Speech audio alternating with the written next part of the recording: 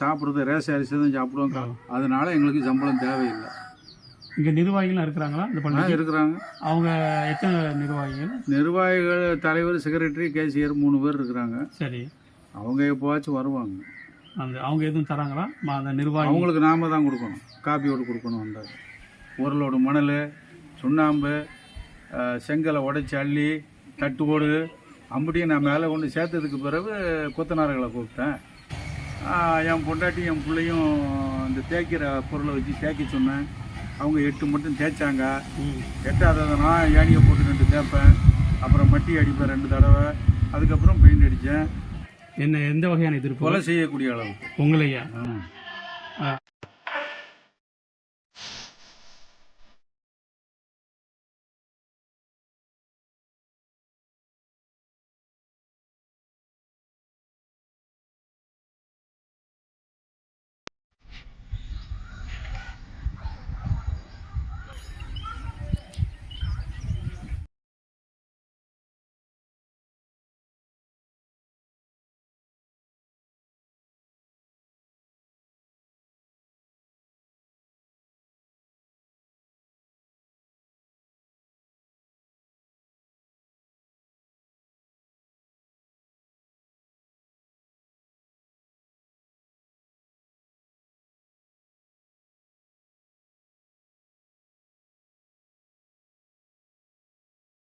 அலைக்கும் சலாம்.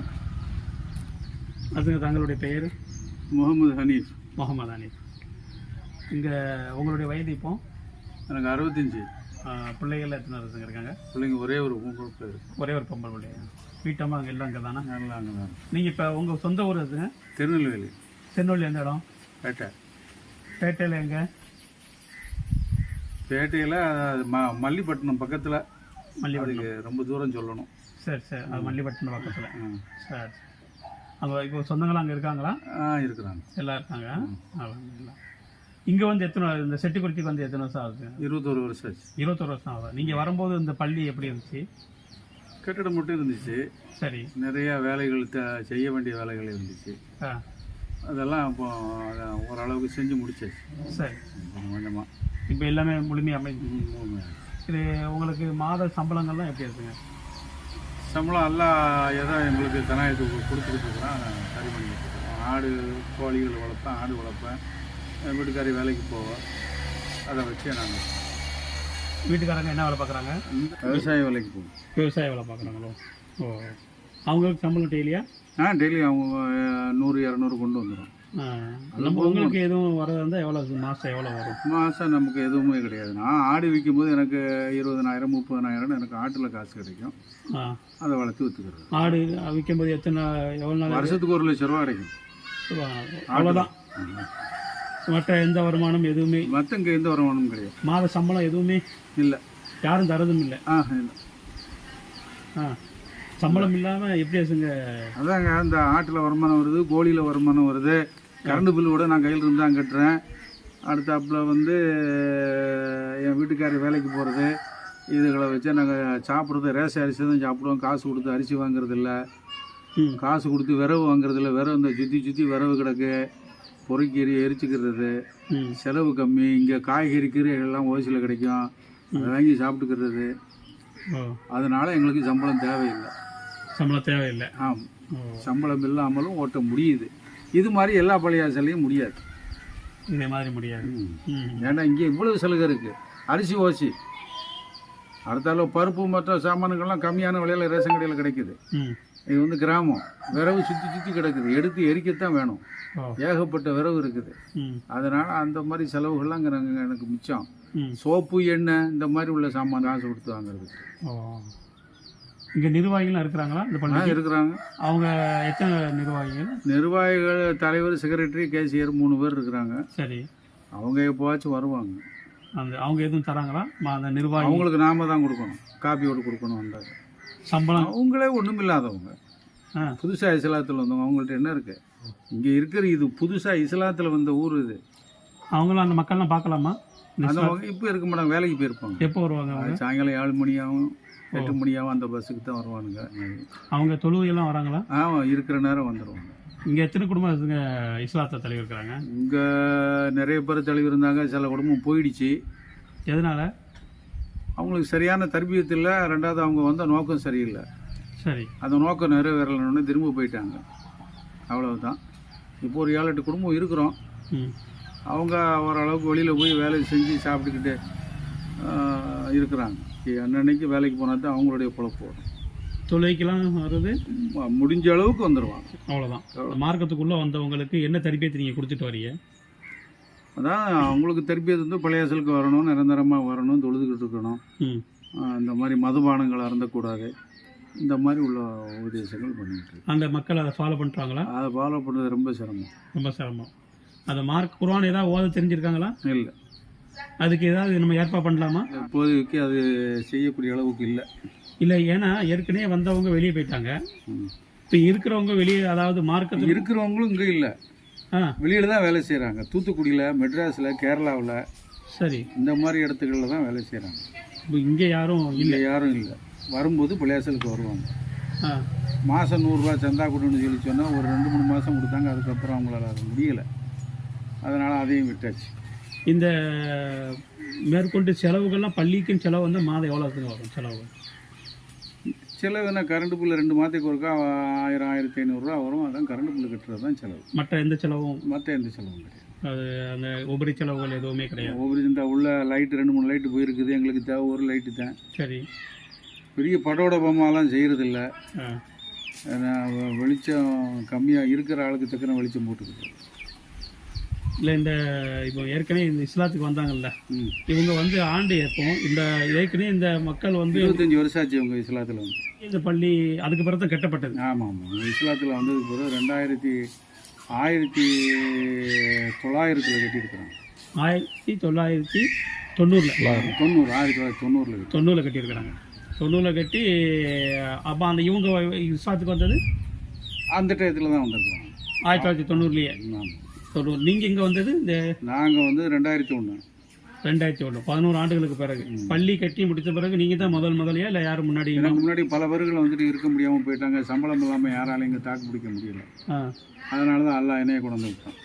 அல்லாஹ் எனக்கு எல்லா உதவியும் செய்கிறேன். எல்லா ஒர்க்குகளும் நீங்களே பார்க்குறது? எல்லா ஒர்க்கும் நானே பார்த்துக்கிறது. வீட்டுக்கு ஒருத்தவங்க முஸ்லீமாக மாறி வந்திருக்கிறாங்க. எத்தனை பேர் முஸ்லீமாக இருப்பாங்க? அது கிட்டத்தட்ட ஒரு 50 குடும்பம் முஸ்லீமாக மாறி இருக்கு. அவன் தான் அதுக்கு காரணம். அவன் ஏற்கனவே 2 தடவை முஸ்லீமாக மாறி பல இடங்களில் வசூல் பண்ணி திண்டவன். அந்த இப்போ எப்படி எதில் இருக்காரு? இப்போ நல்லா வசதியாக அல்லாஹ் தஆலா அவனை நல்லா வசதியாக வச்சுருக்கான். இஸ்லாமத்தை விட்டுட்டு போனதுக்கு பிறகு இஸ்லாத்தை விட்டு வெளியே போயிட்டாரா? வெளியே போயிட்டான். அவர் தான் இங்கே இஸ்லாம் மார்க்கத்தை சொன்னாரா? ஆமாம், சொன்னா அந்த மாதிரி இஸ்லாத்தில் வந்ததுனால தான் எனக்கு ஏகப்பட்ட வசதிகளை கிடைச்சிச்சு, நீங்களும் வாங்கடான்னு சொல்லி கூப்பிட்டுருக்காங்க. அங்கே உத்தம பாளையத்தில் 1-2 தடவை அங்கே உத்தம பாளையத்தில் மற்ற குமுளியில் அங்கெல்லாம் போய் முஸ்லீமாக மாதிரி வசூல் பண்ணி காசுகள் நிறையா சாப்பிட்டவன். அங்கே வந்து இவனுங்களுக்கு எடுத்து கூப்பிட்டுருக்கான், வாங்கடா முஸ்லீம்கள்ட்ட ஏமாற்றி போடுங்களாம் அப்படின்ட்டு. மார்க்கம் தெரிஞ்சவங்க வந்து இந்த மக்கள்கிட்ட மார்க்கத்தை எத்தி வைக்கல. அதாவது மார்க்கத்தை தெரியாத ஒரு ஏமாத்தி திங்கிறதுக்காண்டி இவங்க இஸ்லாத்தில் வந்து ஒரு மார்க்கம் தெரியாத நபர் வந்து இந்த மார்க்கத்தை பற்றி தெரியாத ஒரு விஷயத்த வந்து இந்த மக்கள்கிட்ட சொல்லி என்ன செஞ்சிருக்காரு, ஆசை வார்த்தைக்கு சொல்லி வந்திருக்காங்க. இப்போ இந்த சகோதரர்கள் வந்து இப்போ இருக்கக்கூடிய சகோதரர்கள் வந்து 50 குடும்பத்தில் இப்போ 8 குடும்பம் தான் இருக்கிறாங்க. இந்த 8 குடும்பத்தார்களுடைய மார்க்கம்லாம் இந்த அளவுக்கு தொழுகையெல்லாம் சும்மா ஒட்டியும் ஒட்டாமலும் தொழுகைக்கு வாப்பாண்டா. அருப்புக்கோட்டில் எத்தனை முஸ்லீம்கள் இருக்கிறாங்க, எத்தனை பள்ளியாசம் இருக்குது, எத்தனை பேர் தொழுகிறாங்கன்னு திருப்பிக்கிட்டு நம்மளை கேட்பான். என்ன வேலை சொல்கிறது? அந்த மாதிரி கேட்கறதுனால அந்த 8 குடும்பத்தில் உள்ள அது இருந்தாலும் மேக்ஸிமம் ஆண்கள் எத்தனை பேர் இருப்பாங்க? அது ஒரு குடும்பத்துக்கு ஒருத்தர் இருக்கிறாங்க. குடும்பத்துக்கு ஒரு ஆள் இருக்காங்களா? இப்போ இவங்களை நம்ம மாற்றத்துக்குள்ள அமைப்புகள் எதுவுமே இந்த வெள்ளிக்கிழமை என்னைக்கு வந்து அவங்களுக்கு எல்லா விதமான விசேஷமும் தெரியும். இஸ்லாத்தில் என்னென்ன செய்யணும், என்னென்ன பண்ணணும் எல்லாமே அவங்களுக்கு தெரியும். நம்ம சொல்லிக் கொடுக்க வேண்டிய அவசியம் இல்லை, அவனை நமக்கு சொல்லித் தரணும். அந்த அளவுக்கு தெரிஞ்சிருக்கிறாங்க. தொழுகையில் வந்து எல்லாமே தெரியும். தொழுகிறது கிடையாது. ஜும்மாலாம் உண்டா? அதான் ஜும்மாலாம் உண்டு. ஜும்மா இல்லை, நாங்கள் ஒரு 5-6 பேர் சேர்ந்து ஜும்மான்னு தொழுதுக்குறோம். அவங்க வர்றது இல்லை. அதான் அவங்க தான் இருக்கிறவங்க வருவாங்க. அவங்க எதுவும் காசு தராங்களா? ஒரு பைசா தரதில்லை. அவங்கள்ட்ட இல்லை கொடுக்கறதுக்கு இல்லை. அவங்க எங்கேருந்து தருவாங்க? நம்ம தான் கொடுக்கணும். இந்த பள்ளியெல்லாம் கட்டினது அதுக்கு யாரு? அருப்புக்கோட்டைக்காரங்க தான். அங்கே அந்த மக்கள் தான் கட்டினது. இது எல்லாமே முழுமையை அடைய முஸ்லீம்களுக்கு உதவி செய்யணும்னு சொல்லி முஸ்லீமாக வந்துட்டானோ இவனுங்களுக்கு உதவி செய்யணும்ட்டு அருப்புக்கோட்டைக்காரங்க எல்லாருமா சேர்ந்து அதுக்கு ஹெட்டாக இருக்கிறவர் முகமது அலி குரலி குடும்பத்தில் பொண்ணு எடுத்த முகமது அலி ஹாஜியார். அவர் தான் இதுக்கு தலைமை தாங்கி நின்று இந்த வேலையெல்லாம் செஞ்சுருக்கிறாங்க. நிறைய இடத்துல வசூல் பண்ணி இதை கட்டி வச்சிருக்கிறாங்க. நிறைய இடத்துல வசூல் பண்ணி தான் கட்டியிருக்கிறாங்க. அவர் தனிப்பட்ட முறையில் கட்டலை. அதில் இல்லை, அது அவங்களுடைய பங்களிப்பு வந்து அவங்களுடைய தலைமையில் இது நடந்தது. அவ்வளோதான். சரி சரி. இதில் மதரசாலாம் உண்டாதுங்க? ஆமாம், இருக்கும். பிள்ளைங்க இருக்கிறதுனால காலை மாலை மதரசா இருக்கும். சரி. இப்போ லீவு வந்து இருக்கிறதுனால நம்ம பிள்ளைங்க வந்தால் ஓதி கொடுப்போம். ஓதி கொடுக்கும். பள்ளிவாசல் கட்டியிருக்க இடம் மட்டும் எவ்வளோ இருக்குங்க? 35 சென்ட். இல்லை, இந்த இடம் இது இல்லை, பள்ளிவாசல் கட்டப்பட்டது மட்டும் இது மட்டும் 12 சென்ட். இது மட்டும் 12 சென்ட். கபருஸ்தானு அது அப்படியே பின்னாடி. அது எவ்வளோ இருக்கு? இது 12 பாக்கி இருக்கு. பாக்கி இருக்குங்க. 23 சென்ட் இருக்கும். போதும். இதில் நீங்கள் வந்ததுலேருந்து ஒரே ஒரு நபர் தான் இறந்துருக்காங்க, ஜனாசா இருப்பாங்க. சரி சரி. இந்த ரமதானில் நோன்புக்கெல்லாம் தராவியாலாம் எப்படி? நான் தராவியனுங்க நாங்கள் வர்ற ஆளுகளை வச்சு நாங்கள் தொழுதுக்கிறோம். ஒரு ஆளோ 2 பேரோ வருவாங்க, அதை வச்சு நாங்கள் தொழுதுக்கிறோம். பொம்பளைங்க வருவாங்க சில பேர். இந்த நோன்பு கஞ்சிலாம் காய்ச்சது உண்டா? காய்ச்சிருக்கோங்க டெய்லி. அதுக்கு எவ்வளோ கஞ்சிக்கெல்லாம் எப்படி? கஞ்சிக்கு யாராவது காசு கொடுத்தா காய்ச்சுவோம். கஞ்சி ஒரு நாள் கஞ்சிக்கு எவ்வளோ அமௌண்ட்டு? ஒரு 4 கஞ்சிக்கு 1000 ரூபா செலவாகும். ஒரு கஞ்சிக்கு மக்கள் தந்தாங்களா? ஒரு சில பேர் கொடுத்தாங்க, ஒரு சில பேர் இல்லை. இல்லாத நேரம் காய்ச்ச மாட்டோம், இருக்கிற நேரம் காய்ச்சோம். பெருநா தொல்லைக்கெல்லாம் மக்கள் வந்தாங்களா? வருவாங்க. இருக்கிறவங்க பூரா வந்துடுவாங்க. இருக்க ஃபுல்லாக வந்துடுவாங்க. சரி சரி சரி. இது நம்ம பள்ளிக்கு வேறு தேவைகள் எதுவும் இருக்காதுங்க? இப்போதைக்கு தேவை ஒன்றும் இல்லை. தேவை எதுவுமே இல்லை. எல்லாமே எல்லாம் நிறைவேற்றி கொடுத்துட்டோம். நிறைவேற்றக்கூடியதெல்லாம் நிறைவேற்றியாச்சு. சரி சரி. எல்லாம் எப்படி இல்லாமல் கொண்டாந்து எல்லாம் என்னைய கொண்டாந்து வச்சு எல்லாத்தையுமே நிறைவேற்றினாங்க. எத்தனையோ நானும் பல பேர்த்த கேட்டு தான் செஞ்சேன். மேலே தட்டுவோடு பதிக்காமல் இருந்துச்சு, அந்த கை உடி சோறு உள்ள உடி பூசாமல் இருந்துச்சு, மெத்துப்படி கிடையாது மேலே ஏறுறதுக்கு, ஆட்கள் வேலைக்கு வரமாட்டாங்க. அதுக்கெல்லாம் ஏற்பாடு செஞ்சு எல்லாம் செஞ்சு உழைச்சி இப்போ பண்ணி அதுக்கு தட்டுவோடு பதிச்சு அது பதிச்சு இதுக்கு ஒரு சில பேருக்கு காசு கொடுத்தாங்க. என்னுடைய உழைப்பு அதிகம். இதை என்ன செய்ய யோசனை பண்ணாங்க, தட்டுவோடு பதிக்க முடியாதுன்னாங்க. ஏன் முடியாதுன்னா மெத்துப்படி கிடையாது, சாமான் சரக்கு மேலே கொண்டு வைக்க முடியாதுன்னாங்க. அப்படி வைக்கதா இருந்தால் 1 மடங்குக்கு 3 மடங்கு செலவாகும்னாங்க. எப்படின்னு சொல்லி சொன்னால் அப்படி கம்பை வச்சே வரிசையாக கட்டணும். இதில் ஒரு ஆள், அதில் ஒரு ஆள், இதில் ஒரு ஆள், 4 பேர் 4 கம்பெனி நிற்கணும். இங்கேருந்து ஒன்றொன்னா தீக்கி கொடுத்து மேலே கொண்டு போகணும். சாரம் கட்டணும். ஆளுகளுக்கு சம்பளம் இருக்கு. இந்த சாமான் மேலே போய் சேர்றதுக்கு அந்த வாங்கினதை விட 2 மடங்கு கூடுதல் செலவாகும் மேலே போய் சேர்றதுக்கு. அப்படின்னு எல்லாம் எனக்கு ஒரு யோசனை கொடுத்தா என்ன செய்யலாம்னு யோசனை பண்ண உட்காந்து போய் பழைய இரும்பு கடையில் போய்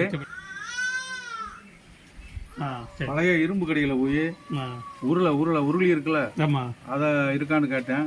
இருக்குண்டாரு. பழைய இரும்பு கடையில் கிடைச்ச ஒன்று. எவ்வளோங்கன்னா 50 ரூபாண்டாரு. பக்கத்தில் கவுரு கடை, ஒரு பாறைக்கயிறு கவுரு கேட்டேன். அவர் 50 ரூபா 60 ரூபாண்டாரு. அதையும் வாங்கினேன். இங்கே வந்து 2 கம்பை கட்டினேன், உருளையை போட்டேன். என் வீட்டுக்காரியை அள்ளி வைக்க சொன்னேன். செங்கல், மணல், சுண்ணாம்பு, தட்டு ஓடு எல்லாத்தையும் அள்ளி வைக்க சொன்னேன். அள்ளி வச்சா நான் கமல மாடு இழுத்த மாதிரி மெத்துலேயே நின்று இழுத்துருவேன். இழுத்து அம்புட்டே மேலே ஒன்று சேர்த்தேன். ஒரு லோடு மணல், சுண்ணாம்பு, செங்கலை உடைச்சி அள்ளி தட்டு ஓடு அம்புட்டியும் நான் மேலே ஒன்று சேர்த்ததுக்கு பிறகு கொத்தனார்களை கூப்பிட்டேன். அப்போ படி இல்லாமல் பிறகு எல்லாமே ரெடி பண்ணிட்டு தான் படி போட்டதா? அது இப்போ போட்டது படி. இது எவ்வளோ நாள் ஆச்சு?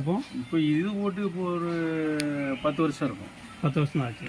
ஆக உங்களுடைய கடுமையான ஒரு உழைப்பு தான் அல்லாஹ் தஆலா நமக்கு நல்ல கெதியை கொடுத்துருந்தான். நம்ம அவ்வளோ செஞ்சோம், தட்டுப்படி பதிச்சு முடித்தோம். அதுக்கப்புறம் தான் இப்படியே இருந்தால் எப்படி ஆகும், மெத்தில் ஒரு பதவில் கிடந்தாலும் அழுறதுக்கு வசதி இல்லாமல் இருக்கு, ஏணி வச்சு ஏறணும் அப்படின்னு தான் இந்த மாதிரி படி போடணும்னு சொல்லி மெத்துப்படி போடணுன்னு யோசனை பண்ணேன். ஒரு 2-3 பேர்கிட்ட போய் கேட்டேன். ஒரு ஆள்கிட்ட கம்பி கேட்டேன், ஒரு ஆள்கிட்ட சிமெண்ட் கேட்டேன், ஒரு ஆள்கிட்ட ஜல்லி கேட்டேன். இப்படி ஒரு ஆள் ஒரு பொருளை கொடுத்தாங்க. அதை வச்சு அதை போட்டேன். செலவு தொகையை நான் கையிலிருந்து கொடுத்தேன். உங்களுடைய கையிலேருந்து? அது எவ்வளோ ஆச்சுது? அதில் எழுதி வைக்கிறது இல்லை, வந்துடுச்சு. நம்மகிட்ட இப்போ இந்த பள்ளியாசை கண்ணங்கரையர் இருந்துச்சு. மூட்டு வேலை பார்த்ததுக்கு பிறகும் இந்த பள்ளியாசில் கெட்டின புதுசில் சுண்ணாம்பு அடித்தது. அதுக்கப்புறம் அடிக்கவே இல்லை. நான் வந்த புதுசில் ஒரு தடவை சுண்ணாம்பு அடித்தேன். 2-3 சுண்ணாம்பு பொடியை வாங்கிட்டு வந்து உள்ள வெளியே எல்லாம் அடித்தேன். திரும்ப அது கருப்பாயிடுச்சு. நீங்கள் அடித்தது நீங்களே? நானே அருப்புக்கோட்டையில் பல விரட்டு சொன்னேன், இதுக்கு பெயிண்ட் அடித்து கொடுங்க அப்படின்னு. வந்து பார்த்தாங்க. இது இப்போ ஏகப்பட்ட செலவாகும், அப்படியும் தேய்க்கணும், தேய்ச்சி எடுத்துட்டு மட்டி அடிக்கணும், அப்புறம் சுண்ணாம்பு, அதுக்கப்புறம் தான் பெயிண்ட் அடிக்க முடியும்பா, இதுக்கு பல லட்சம் செலவாகும், இங்கே யாரும் வர்றா இதை போட்டு நம்ம செஞ்சுக்கிட்டு போயிட்டேன். அப்புறம் நான் தான் 2-3 ஆட்டுக்குட்டி 2 விற்றேன். என்ன ஒரு 60-70,000 ரூபா என் கையில் சேர்ந்துச்சு. என் பொண்டாட்டி என் பிள்ளையும் இந்த தேய்க்கிற பொருளை வச்சு தேய்க்க சொன்னேன். அவங்க 8 மட்டும் தேய்ச்சாங்க. 8ஆவது நான் ஏணியை போட்டு 2 தேய்ப்பேன், அப்புறம் மட்டி அடிப்பேன் 2 தடவை, அதுக்கப்புறம் பெயிண்ட் அடித்தேன். இந்த அப்போ அல்ஹம்துலில்லாஹ் பள்ளியாசம் பளிச்சுன்னு. இது அடித்த ஒரு நாள் இருக்கும். இப்போ இதை அடித்து 5 வருஷம் ஆச்சு. 5 வருஷம் ஆச்சு. ஆக மொத்தத்தில் உங்களுடைய பங்களிப்பு இந்த பள்ளிக்கு நிரப்பமாக இருந்திருக்கு. நான் அல்லாஹ் என்னைய இங்கே கொண்டாந்து வச்சு என்னைய வச்சு வேலை அவன் தான் வாங்கணும். என்னுடைய சரி பசங்க, ஒவ்வொரு காலத்துக்கு பிறகும் ஒரு காலத்தவணை இருக்குது இல்லையா? இப்போ நீங்கள் இங்கே யாரும் ரெடி பண்ணி வச்சிருக்கீங்க? ஏன்னா இல்லை அல்லா தான் பார்க்கணும் என்பது வேறு விஷயம். இப்போ ஏன்னா நீங்கள் சொன்ன மாதிரி முன்னாடி உங்களுக்கு முன்னாடி இருந்தவங்கலாம் நிறைய பேர் வெளியேற்றிட்டாங்கிறீங்க இல்லையா? உங்களை மாதிரி அதை எதிர்கொள்கின்ற அந்த ஆற்றல் வந்து மற்றவங்களுக்கு இருக்குமா? அப்படி யாராவது உருவாக்கியிருக்கீங்களா? இல்லை, யாருமே உருவாக்கல, யாரும் கிடைக்கல, இங்கே யாரும் இருக்கவும் மாட்டாங்க. நம்ம உற்பத்தி பண்ணால் அவங்களுக்கு சம்பளத்துக்கு ஏற்பாடு நான் தான் பண்ணணும். சரி, அப்போ இதுக்கு பிறகுனா என்ன செய்யறது? இந்த மாதிரி ஒரு சூழ்நிலை வந்து இதுக்கு பிறகு அந்த சூழ்நிலை வரட்டும், வரும்போது அல்லாஹ் எதை செய்யறானோ அதை செய்யணும். நம்ம ஒன்றும் பண்ண முடியாது. இந்த இது ஆரம்பிச்சிடாதுங்க. இந்த மக்கள் மத்தியில் எதிர்ப்புகள்லாம் எதுவும் வந்துச்சா? ஏகப்பட்டது. எந்த வகையான எதிர்ப்பு? கொலை செய்யக்கூடிய அளவுக்கு. உங்களையா? எப்படி பகல் நேரத்துலையா இல்லை இரவு நேரத்தில்? வந்து பகல்லையும் வந்தாங்க, கழுத்தை நீட்டுன்னு வெட்டுண்டு குத்துக்கம் போச்சு, குத்த வந்தாங்க, இந்த குத்துன்னு சொல்லி சட்டையை காட்டினேன். சட்டையெல்லாம் போட மாட்டேன் இங்கே இருக்கும்போது. குத்துண்ட எடுத்துகிட்டு வந்தானுங்க, நான் குத்துறதுக்கு அவனுக்கு தைரியம் இல்லை, போயிட்டாங்க. போலீஸில் கேஸ் கொடுத்தேன், போலீஸ் கேஸ் ஆச்சுது. ஊரோட சேர்ந்து போலீஸில் ரிப்போர்ட் பண்ணானுங்க, இந்த ஆள் இங்கே இருக்கக்கூடாது, இவர் இங்கே இருக்கக்கூடாதுன்னு ரிப்போர்ட் பண்ணாங்க. ஓஹோ, அதுக்கு தான் நான் அங்கே வந்த உடனே ஒருத்தர் கல்யாணம் செஞ்சேன் இந்த ஊரில். எந்த ஒரு பஞ்ச பிரச்சனையும் வரக்கூடாதுன்னு. இல்லைன்னா இந்த ஊரில் இருக்கவும் முடியாது, இந்த பள்ளியாசம் இருக்கவும் செய்யாது. புத்திசாலித்தனமாக செயல்படணும், இடத்துக்கு தகுந்த மாதிரி. அந்த புத்திசாலித்தனமான முறையில் இடத்துக்கு தகுந்த மாதிரி நடக்கணுங்கிறீங்க இல்லையா? அந்த புத்திசாலித்தனமான முறையில் வந்து அல்லாவாடி பள்ளி தானே, நீங்கள் அல்லா பார்த்துக்கலாம்னு சொல்லி விடாமல் அந்த இடத்துக்கு தகுந்தபடி மாறினீங்க இல்லையா? அதே போல் இடத்துக்கு தகுந்த மாதிரி யாராவது உருவாக்கி இருக்கலாமே? இல்லை, அதாவது ஏன்னா இடம் சூழ்நிலை அப்படி இருக்குல்ல. வெறுங்கையை வச்சுக்கிட்டு வாண்டு கூப்பிட்டா எதுவுமே வராது. ஆட்டுக்குட்டி கோழி கூட வராது. கையில் ஏதாவது ஒரு தீவனத்தை வச்சுக்கிட்டு கூப்பிட்டா தான் வரும். அப்போ அதான் நீங்கள் தேவைகள் எதுவுமே இல்லைங்கிறீங்களே? எனக்கு தான் இல்லை. அதான் நான் கேட்குறேன், பள்ளிக்கு ஏதாவது தேவைகள் இருக்கா? பள்ளிக்கு இப்போ தேவையில்லை. பள்ளிக்கு தேவை இந்த மாதிரி வெறுங்கையை வச்சு கூப்பிட்டா வரமாட்டேங்கிறீங்க. அப்போ வெறுங்கையை வந்து இருக்கக்கூடிய அந்த இதை வந்து பொருளாதாரத்தை கொஞ்சம் நீங்கள் சீர்படுத்தி ஒரு வருமானத்தை ஏற்படுத்திட்டீங்கன்னா எங்கன்னு போய் ஏற்படுத்துறது? எங்கேயாவது ஒரு வீடுகள் வாடகைக்கு அந்த மாதிரி கடைகள் கட்டி அங்கே கிராமத்தில் அதெல்லாம் மிஞ்சி போனால் 500 ரூபா கொடுப்போம் ஒரு வீட்டுக்கு, அவ்வளோதான். அதை வச்சு ஒன்றும் பண்ண முடியாது, செய்ய முடியாது. சரி சரி. அதாவது இவ்வளோ நேரம் கேட்டதுக்கு நிறைய செய்திகள் இருந்தாலும் கூட இவ்வளோ நேரம் கேட்டதுக்கு என்னை வந்து அழகான முறையில் வரவேற்று ஒரு பொறுமையான முறையில் நீங்கள் எந்த அளவுக்கு பதில் கொடுத்து எவ்வளோ நெருக்கடியும் பிரச்சனையை சந்தித்தாலும் கூட அமைதியான முறையில் அந்த பிரச்சனைகளை வந்து அல்லாவுடைய பள்ளி அல்லா பார்த்துக்குறோம் என்ற நம்பிக்கையோட, தன்னம்பிக்கையோட, உற்சாகத்தோட, உறுதியோட, உண்மையான எண்ணத்தோடு நீங்கள் நடந்துக்கிட்டு அந்த அழகான முறையில் பதில் சொன்னதுக்கு அல்லாஹ் உங்களுக்கு அருள் புரியட்டும். நமது பள்ளிவாசல் வந்து இறைவன் அல்லால நீங்கள் ஏற்படுத்தி தந்த இந்த ஊட்டச்சத்தான இந்த பள்ளிவாசல் கியாமத் நாள் வரைக்கும் நீடித்திருக்கக்கூடிய ஒரு வாய்ப்பு ரஹ்மான் ஆரம்பிட்டோம். அதுக்கு பக்கபலமான ஆட்களை உங்களுக்கு உருவாக்கி தரட்டும் என்று அல்லாட்டையும் துவா செஞ்சுக்கிறோம். நீங்கள் துவா செய்யுங்க. எங்களுக்கு இப்போ தேவை இது ஒன்று தான். என்னது அதுங்க? பள்ளிவாசல் நிறைய ஜமாத்தான் என்று சொல்லணும். அதுக்கு தான் அது அவன் தான் இன்ஷா அல்லாஹ். அதுக்கு ஏதாவது ஏற்பாடு பண்ணலாமா? இல்லை மக்களை வந்து இல்லைங்க அவங்க நாட்கள் ஏதாவது சரியாக இருந்தாங்கன்னா அந்த நாளை ஒதுக்கி கொடுத்தா அந்த மாதிரி? இப்போதைக்கு அது சாத்தியம் இல்லை. சரி, இல்லை நம்ம இஸ்லாமிய மார்க்கத்தில் வந்தாங்க இல்லையா, அவனுங்களும் வரமாட்டானுங்க. யாரும் பயான் செய்ய கூப்பிட்டு வந்திருக்காங்க, வாங்கன்னு சொன்னால் வரமாட்டாங்க. சோறு போட்டால் வருவாங்க, சாப்பாடு போட்டுற வேண்டியதாப்போம். ஆமாம், சாப்பாடோட சாப்பிட்டு போயிடுவாங்க. சொல்ல மட்டும் கூடாது. அது தெரியுமில்ல அவங்க சொல்றது. பம்பாயில அஜரத்தா இருந்தேன். பம்பாயில இருக்கும்போது அங்க பம்பாய்க்காரங்க என்ன சொன்னாங்க, அஜரத்தே நாங்க பள்ளிவாசல்ல இருந்து என்ன சொல்றோமோ அதைத்தான் நீங்க செய்ய இங்க வந்திருக்கிறீங்க. எங்களுக்கு இஸ்லாத்தை பத்தி எல்லாம் தெரியும். நாங்க புதுசா ஒன்றும் இஸ்லாத்துல வரல. அதனால எங்களுக்கு இஸ்லாத்தை பத்தி தெரியும். நீங்க இங்க வந்திருக்கிறது நாங்க சொல்றதை கேட்கத்தான் அப்படின்னு பம்பாயில சொன்னாங்க. அப்ப நான் சொன்னேன், அதுக்கு நான் அங்க அவ்வளவு தூரத்துல இருந்து இங்க வர வேண்டிய அவசியமே இல்லையே. எவனாவது ஒருத்தன் குரான் ஓத தெரிஞ்சவன் தொலை வச்சுக்கிற வேண்டியதானடா. இதுக்கு எதுக்கு ஏன் வேலையெல்லாம் கெடுத்து இங்கே கூப்பிட்டீங்க அப்படின்னு சொல்லி நான் நினைச்சிட்டு வந்தது உங்களுக்கு இஸ்லாத்தை பத்தி தெரியாது, எடுத்து சொல்லணும்னு தான் நான் இங்கே வந்தேன். சரி எல்லாம் தெரியுங்கிற இஸ்லாத்தை பத்தி பள்ளியாசு தலைவரானே ஜாவுல் அமீது பள்ளியாசு தலைவர் ஈமான்ல ஃபர்ல் எத்தனை, ஈமான்ல என்ன ஃபர்ல் இருக்கு, சுபுக்கு 2 ரக்காயத்து ஃபர்ல், லோருக்கு 4 ரக்காயத்து ஃபர்ல் அந்த சொன்னாரே தவிர ஈமான்ல ஃபர்ல் எத்தனைண்டா அவருக்கு தெரியல. தொழுகையில எத்தனை ஃபர்ல் இருக்கு, வெளி ஃபர்ல் எத்தனை, உள் ஃபர்ல் எத்தனை தெரியலை. அதை தாண்டா நான் சொல்லிக் கொடுக்க வந்தோம்னு. அதெல்லாம் இல்லாமலே எங்கள் தொழுவை கூடும்னு அவங்களே பதில் சொன்னாங்க. உலகம் அப்படி இருக்கும்போது பெரியவனும் எப்படி இருப்பான். அது என்னைய வச்சு எல்லாம் இங்கே கொண்டாந்து வச்சு பாதுகாத்தான். விளங்குச்சுங்களா? எல்லா பொருளுமே இறைவன் இங்கே கொண்டாந்து கொடுத்தான் எனக்கு. என்ன நான் இங்கே வர்றதுக்கு முன்னாடி கமுதியில் மெட்ரிகுலேஷன் ஸ்கூலில் வந்து நான் பிள்ளைங்களுக்கு சொல்லி கமுதி என்ன ஸ்கூல் கோட்டமேடியில் பள்ளியாசருக்கு பிள்ளைங்களுக்கு தொலைவு வச்சுக்கிட்டு குரான் ஓதி கொடுத்து பிள்ளைங்களுக்கு ஒரு சில பாடங்கள் நடத்திக்கிட்டு அங்கே இருந்தேன். அதுக்கப்புறம் தான் அங்கேருந்து இவங்க பள்ளியாசில் பார்க்க யாருமே இல்லை அப்படின்னு என்னை வந்து கூப்பிட்டாங்க. இங்கே வந்து பார்த்தேன், சுற்றி நாய் சுற்றிட்டு கிடஞ்சி, பன்னி சுற்றிட்டு கிடஞ்சி. பள்ளியாசம் அம்பா பேர் மண்டத்தில் அதை கேன்சல் பண்ணிட்டு இங்கே வந்துட்டீங்க. இப்போ உங்களுடைய உழைப்புக்கு, உங்களுடைய வருமானத்துக்கு உங்களுடைய உழைப்பு தான். ஆமாம், அல்லாஹ் பரக்கத்து செஞ்சான். அல்லாஹ் பரக்கத்து செஞ்சான். மற்ற யாரும் எந்த சகோதரரும் எதுவுமே உங்களுக்கு எந்த விதமான உதவியும் தரலை. இல்லை, இங்கே எந்த உதவியும் கிடையாது சம்பளத்துக்கு. ஆமாம், அருப்புக்கோட்டையில் ஒரு சில கடைகளில் நாங்கள் வசூல் பண்ணுறோம். சரி, அது ரொம்ப காலத்துக்கு பிறகு இப்போ தான் சந்தா. ஆமாம், சந்தா மாதம். ஏன்னா இவங்களால சந்தா வந்து தர முடியல. அதனால அங்கே அருப்புக்கோட்டையில் ஒரு ஆள் சொல்லி ஏற்பாடு பண்ணி மாத சந்தா எவ்வளோ வருது?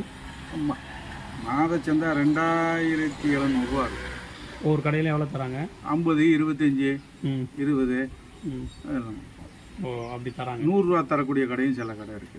அதாவது இங்க அருகாமையில் இருக்கக்கூடிய ஊருக்கு தரணுமே. ஆமா, அவங்க எத்தனோடு கொடுப்பாங்க அதையும் பார்க்கணும்ல. ஆமா, அது அவங்க நிறைய பேர் கொடுப்பாங்க. அதை நம்ம அவங்கள கண்ட்ரோல் பண்ண முடியாது.